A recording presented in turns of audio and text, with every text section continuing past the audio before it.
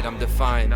Hard labor, I came here to modify the system. Take them down if they ain't listening. Straight demolition. From young, everything resistant. Good times I don't really miss.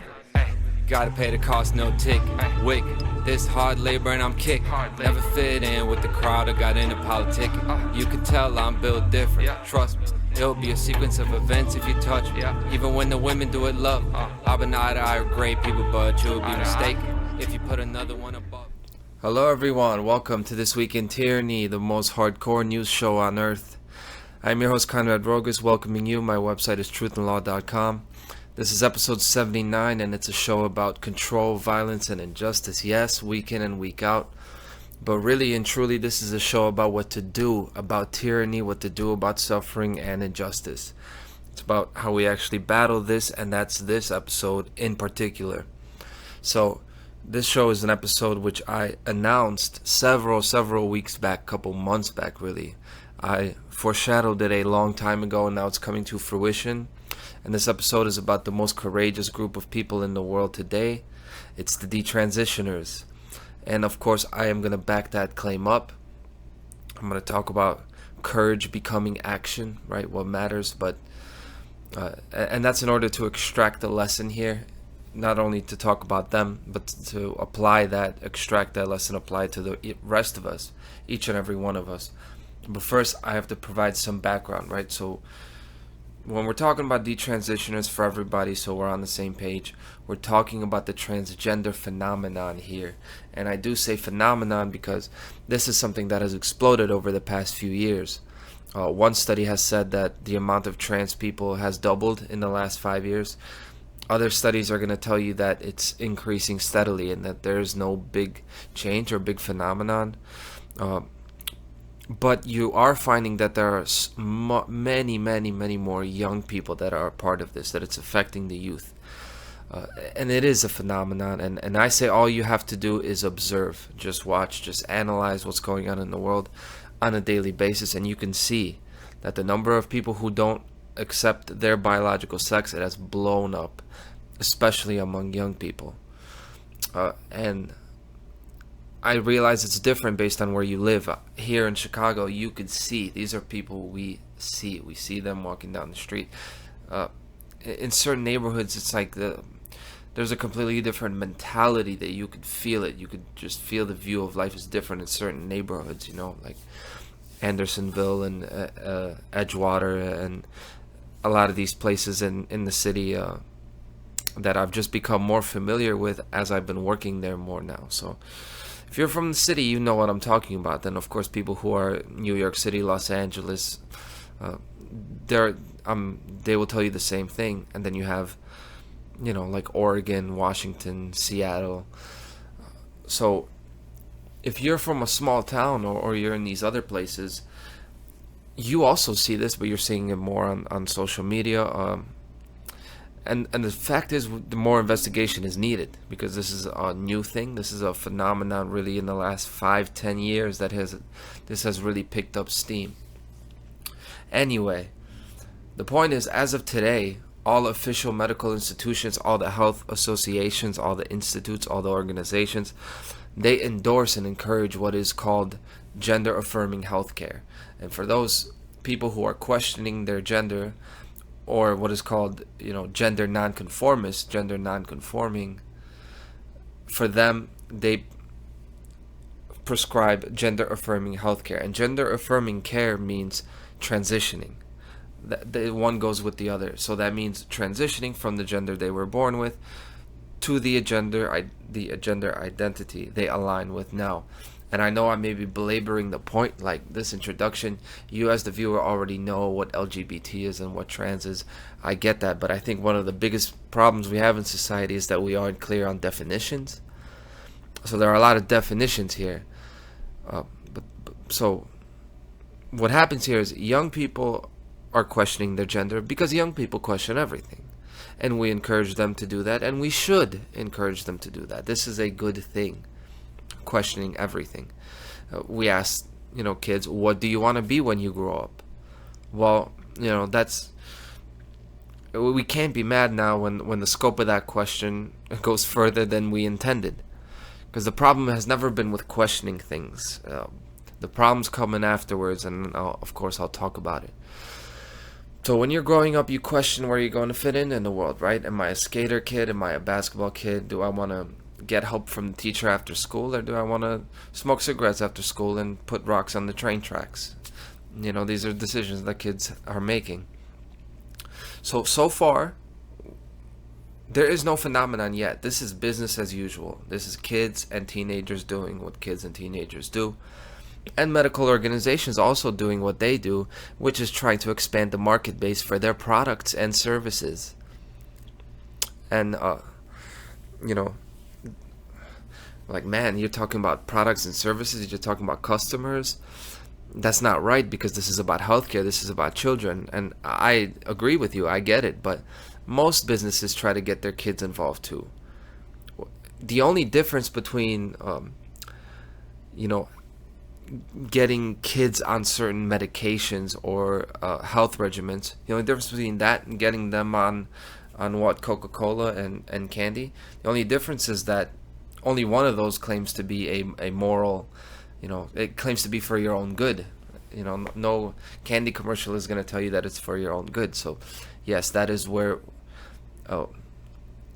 the injustice is. I get that, but I'm just saying, hey, this is what business does, and we should really think of medical organizations, right, as businesses. We forget that these are businesses. Okay, they make money too, so all the more reason not to trust people who, at the end of the day, you got to see where their profit margins are, what they're based on. So far so good. We still don't have a problem. Where you get the phenomenon now is the injection of two factors. One is the power and influence of social media, and therefore social pressure, the power and influence that has on the minds of young people. That is one of the main factors here, what they call social contagion. That's one. And two, and really more importantly, is the formation and dissemination of trans ideology, which in itself is not even a well-defined concept, but I'll cut to the chase and tell you that it is an offshoot of critical theory. And a few episodes back, I talked about the Frankfurt School, which is just one of the groups whose plan was to subvert Western society and to turn it upside down. I talked in that episode about critical theory. I'll link it. And that Frankfurt School movement, that critical theory movement, was in itself a part of a larger movement and more ancient movement called collectivism, which we call in the economic sense today socialism. But I won't spend too much time honing in on that specific link between trans ideology or queer theory and collectivism. Trans ideology is what I'm calling it. Queer theory is actually an officially defined term. You could look it up. And when you do look it up and look into it, it's the same exact thing as critical theory. It's the idea that everything traditional is bad. So I'll link that episode that I did about critical theory and subversion. The faster and more effective way to back up what I'm saying is to just look at what movements have aligned with each other over the years, aligned into one block, one monolith.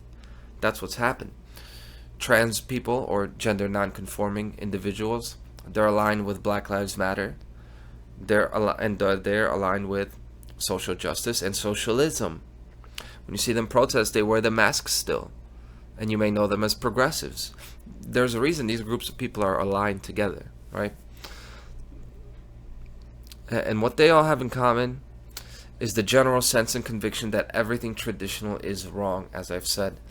It's the idea that the people who have power, who have money, and who have admiration, or who are exalted, who are looked at with respect, that their money, power, and respect is unearned, that they shouldn't have all of it, and that an allied coalition of government, corporate, and social movements should redistribute those things to the rest of the people.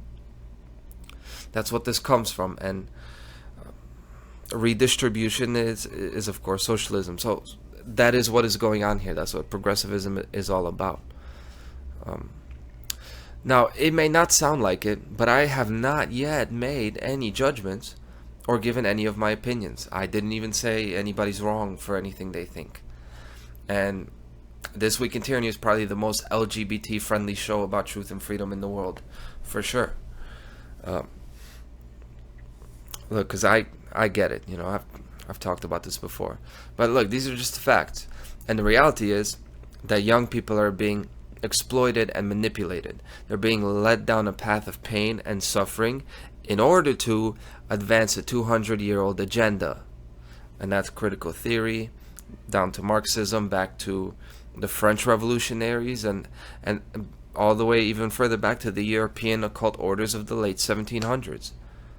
Basically, as soon as you had any sort of freedom in the world, as soon as people really kind of started leaving the medieval mindset, the medieval old European lifestyle, right away you had the counterattack, which is this agenda, this critical theory Marxist agenda. It's like as soon as the shackles were taken off of society, there was a movement that came up saying that no, your freedom, the newfound freedom, is actually that is the shackle in itself, and that that the new way of life, which is not having to work peasant labor 20 hours a day, that is not really going to provide happiness. That abundance will not actually provide happiness. That is, in general, if I could sum it up, what this is. And it's a generational work, a generational project towards societal upheaval and societal reorganization, and that at the end of the day is done by rich, spoiled, unhappy Jewish white people. So don't get played, because these are rich Jews doing this, okay? White people, Jews, really sad, unhappy people that are advancing this agenda. So you want to talk about who's an LGBT ally, when you get to the nitty gritty, the person putting these things out there, the ones who are writing the books, spreading their ideas, that is not the kind of person that is an ally to you or any of us. They're an ally to their own, which is a very, very small elite, sad group of people.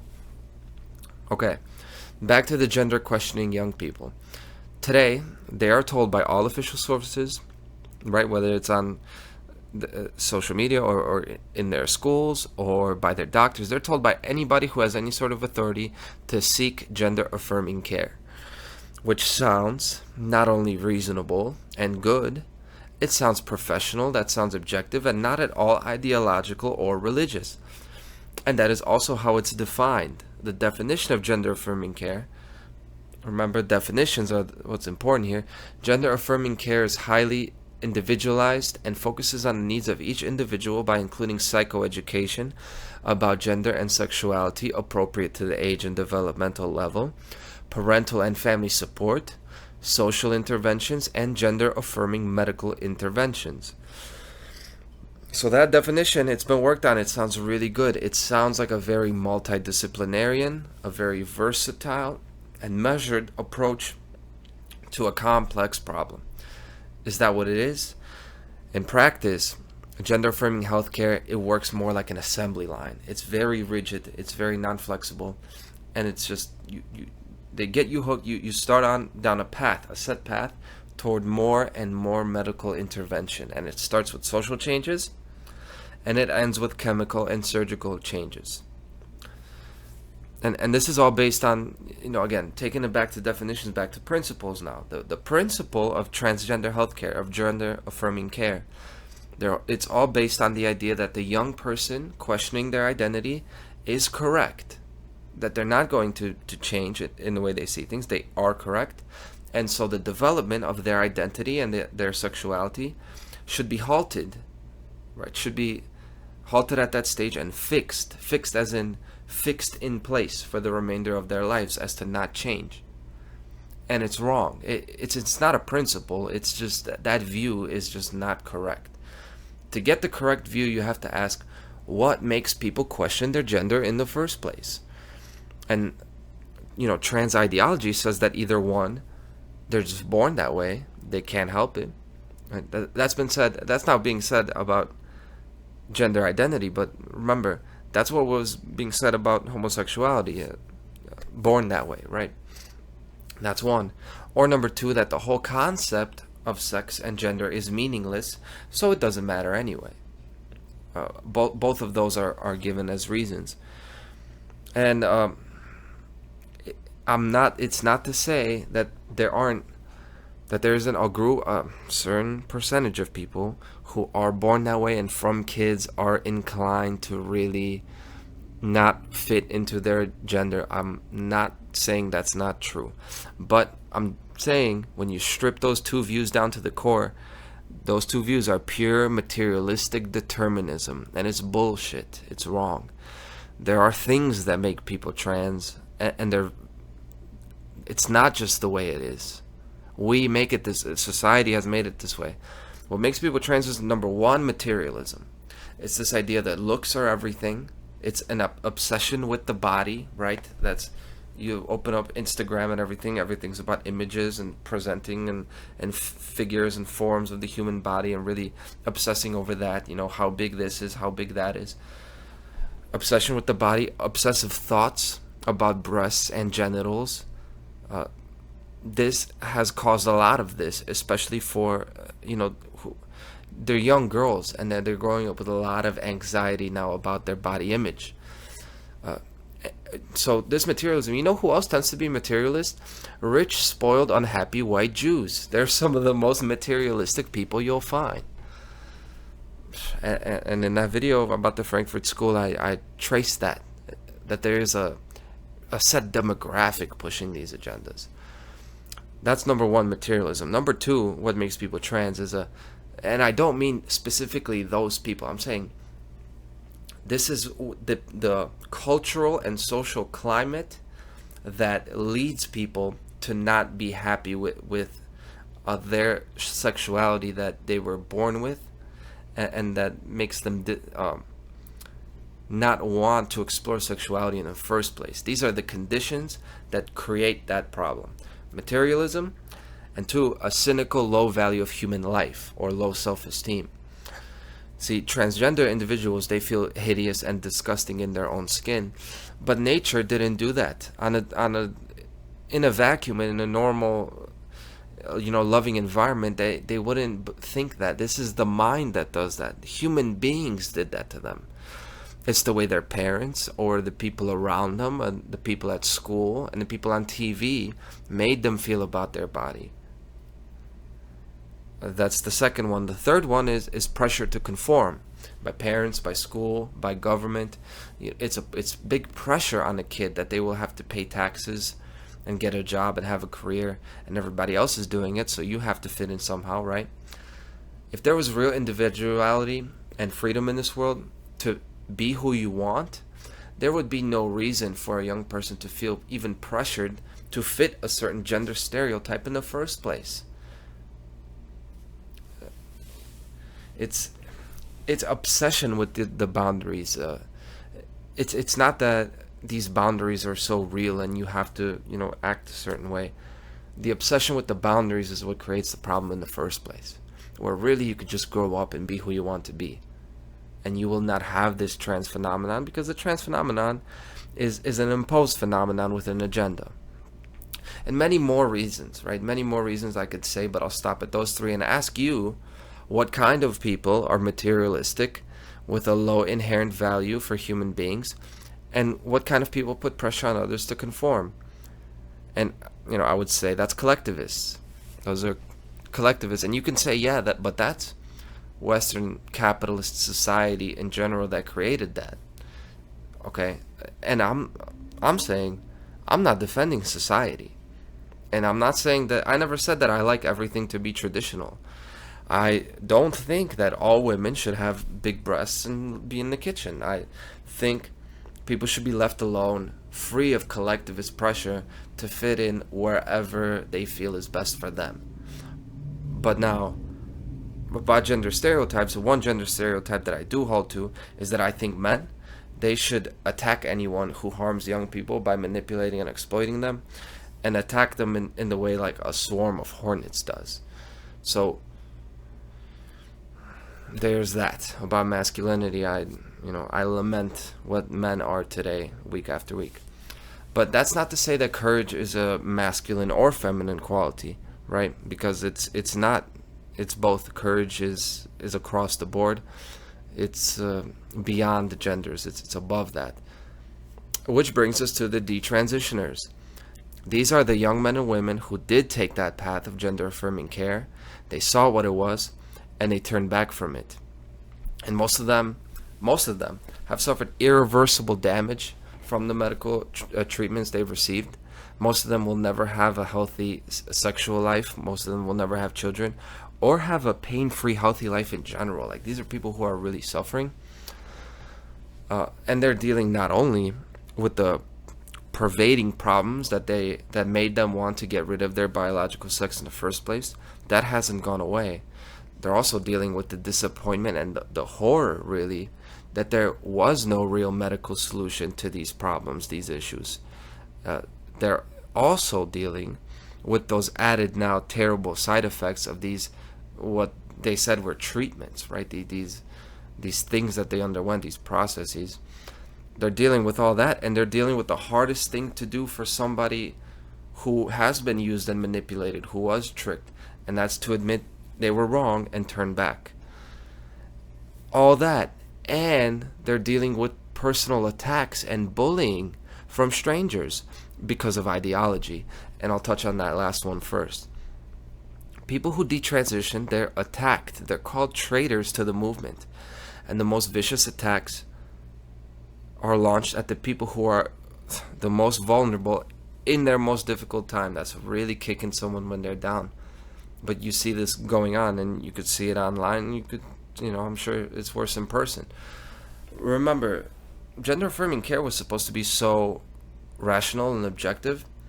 While the detransitioners who have done this and turned back from it, they figured out that it's more of a cult, and you're seeing this word cult being used more to describe this now, and that's what it is. And it parallels exactly how former cult members, they're attacked by the current cult members who are still a part of that cult. It's this kind of demonization and venom that you get when you leave authoritarian religion, like the Mormon Church, for example. I've done Mormon episodes. So for the people who are still involved, they're part of a crusade. So they hate anyone who betrays their mission, and they hate them because they've become now a statistic for the other side. It's really politically motivated, and that's exactly how it is for regular people when they speak up to their family or social group about what you learn is going on in the world. This is what happens to all of the black sheep in the family that get labeled wacko conspiracy theorists. And that's why I made this show about the detransitioners, because it demonstrates so clearly that society in general has turned into a cult. This kind of cult behavior is not exclusive to trans ideology, because this collectivism has been firmly in place for decades now. What am I talking about? That the idea that political structures are fine, family structure, church structures, social structure is fine, school structure is fine, don't speak out against it. We're working to make it better, right? That's what they tell us. And unlike the detransitioners, most of us still haven't caught on. The detransitioners caught on. They notice that they're not getting better long term, that their chronic health issues are not improving. The doctors are not giving satisfactory answers to their questions, right? They've noticed that, even though they were in a much worse position than a healthy person, like a person that's not questioning their identity. But what do? We watch the currency inflate.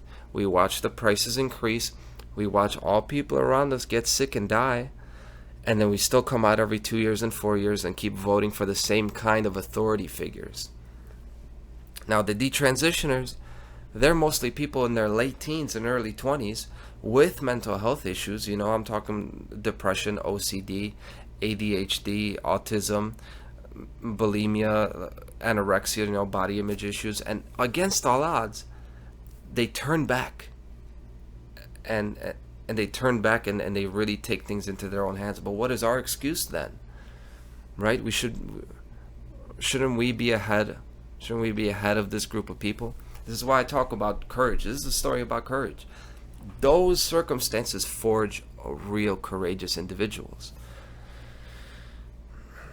And let me just say real quick, we have this image. You might see someone by their appearance who has transition, now detransition, and most are going to look at their appearance and they're going to think, the kind of regular stereotypical male is going to think that is a weak person. When you talk about courage and strength, that inside there is courage and strength. That courage and strength has nothing to do with appearance or physical strength, really. It's about how you can face adversity. And this is the story, that this is the pinnacle of strength and courage in today's world. These people. So they weren't happy and they changed. That's what's most important. If you're not happy, you got to make changes. I can't imagine any parking attendant or somebody who works at the slaughterhouse, slaughters animals for a living. I can't imagine any of them are truly happy people. I think that people who are part of toxic environments and organizations, they have a deep, dull undercurrent of dissatisfaction.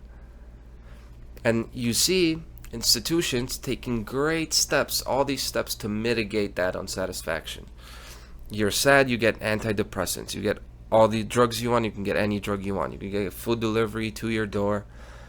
For all, if you're unsatisfied sexually, you get all these different fetishes. For pornography, you get any kind of porn you want. You can get 10,000 channels of anything, 10 different streaming services. And all of these, it's all been said before, right? But all these are substitutions to fill the void and to dull the pain of an empty lifestyle. And an empty lifestyle is just not going to work. And neither will a lifestyle without fulfilling relationships with others. And the detransitioners, they're way ahead of us when it comes to that. How many of us are stuck in situations that we don't want? Whether it's your partner, your former partner, family situation, work environment. So many people just stay down that path when they're getting worse and worse every day. Or staying with a person that makes you feel bad about yourself over and over again. Do we not do that? Same thing with habits. Drinking every day when it no longer makes you feel the way that it used to. Eating things that used to taste good and now it's kind of just a habit. Now all it does is put off the bad effects that you're going to feel afterwards now. Is this not what we do? The whole point is, when will regular people detransition from their self-destructive lifestyle? And let's be clear, what I'm talking about, the main thing society needs to detransition from is government. And also, another reason why the truth and freedom movement is not successful is because they do not define their terms well enough. I talked about definition. What is the definition of government? It's all it is. It's not about political, legal language. It's a specific set of people authorized to use force in any circumstance. Now, the opposite of that is all people authorized to use force in a specific set of circumstances. It's the idea that anybody can use force if they're acting in self-defense or they're acting in a righteous way. Anybody can use force and they don't have to worry about someone using force against them. What government is that nobody can use force, only this set group of people. And they can use it in any circumstance, any little rule. If you refuse to cooperate, any situation can turn into one where force is used against you. That's government.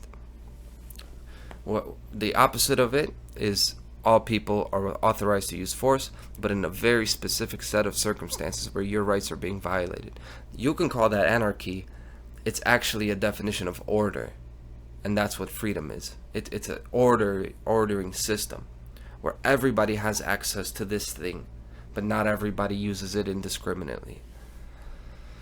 And that's freedom. And if you look at the subreddit for the detransitioners, r/detrans on Reddit, you will see endless of the most heartbreaking stories. And they're incredible stories. These are the most incredible people alive today to me. And they're totally alone. They don't have their own little plastic fair weather Facebook group like the Truth Movement does. They don't have their Zoom calls and their weekly podcasts where they talk about how wrong everybody else is. They did the hardest thing imaginable. They looked at the darkness and the trauma within themselves. They saw that there's no help coming, and they started walking forward. and look the truth eye to eye with their heads up. They have no business being that successful and getting out of this mind control agenda. These people were never supposed to make it. You talk about, the people say that the dark occult, that the think tanks, that the social engineers, that they've overestimated what was going to happen during COVID, and that people actually stood up to COVID way more, and they didn't expect that they didn't expect all this pushback. And I always say that's bullshit. There has been no pushback. But where I will say something that they didn't expect, I don't think they expected so many of these people who went down this path of transgender care. I don't think they ever expected them to show so much character and integrity and courage. The most courageous thing to do is admit that you've made the ultimate mistake, which is living your whole life wrong. This is something very close to me. I've talked about my story of just being a general, drug dealer, drug addict, piece of shit, almost threw my life away because I was living my life wrong and I turned back from it.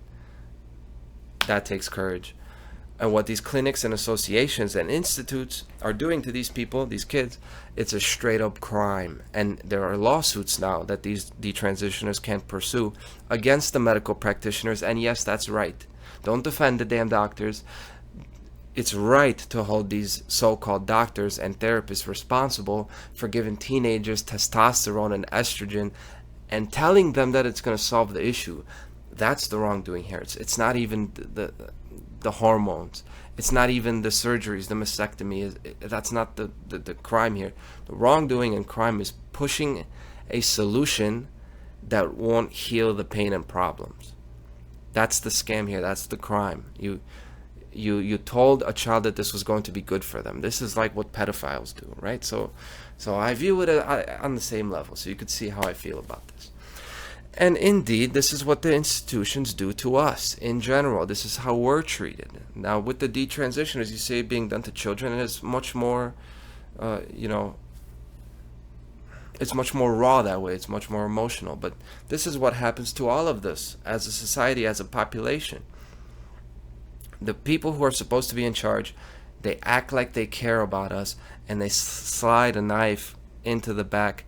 And worse than that, it's not just like backstabbing. That's one thing, to betray someone and stab them in the back. What the governments and institutions do to us is they slowly give a poison pill and watch them decay. That's what they do to these trans kids.